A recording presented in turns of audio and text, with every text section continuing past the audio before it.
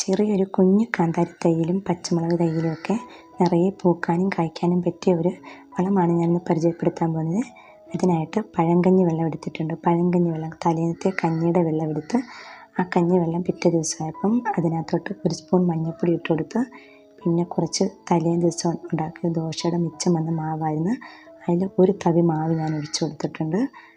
ഇതിലേക്ക് ഇനി നമുക്ക് ഒരു പിടി ചാരം ഇട്ട് കൊടുക്കാം. ഇത് മഴ ആയതുകൊണ്ട് നനഞ്ഞു പോയതാണ് ഈ ചാരമേ.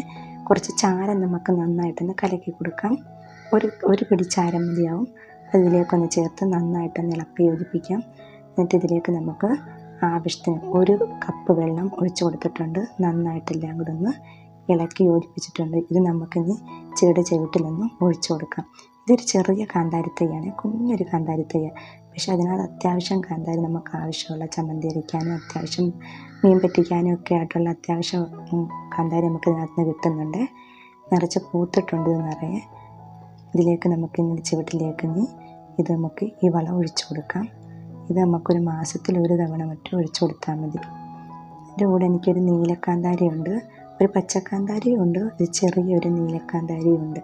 അതും അത്യാവശ്യം പൂത്തിട്ടുണ്ട്. ചില സമയങ്ങളിലൊക്കെ നല്ലപോലെ ഇതിനകത്ത് എനിക്ക് നീലക്കാന്താരിയും കിട്ടാറുണ്ട്.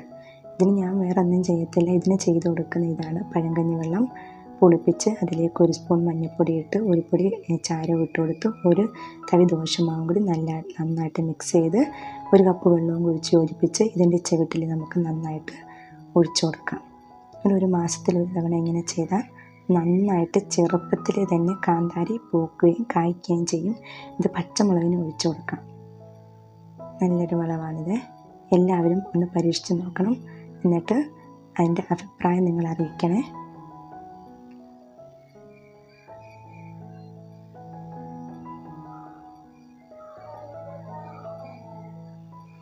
ഇതെൻ്റെ കറിവേപ്പാണ്.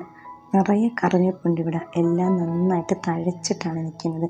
ചെറിയ കറിവേപ്പ് തൈകളുമുണ്ട്, വലിയൊരു കറിവേപ്പിൻ്റെ മരവുമുണ്ട്. എങ്ങനെയാണ് ഇത്രയും നന്നായിട്ട് തഴച്ച് പിടിക്കുന്നതെന്ന് ഞാൻ അടുത്ത വീഡിയോയിൽ നിങ്ങൾക്ക് ഇതിന് ചെയ്യുന്ന എന്താണ് വളമെന്ന് ഞാൻ പരിചയപ്പെടുത്താം.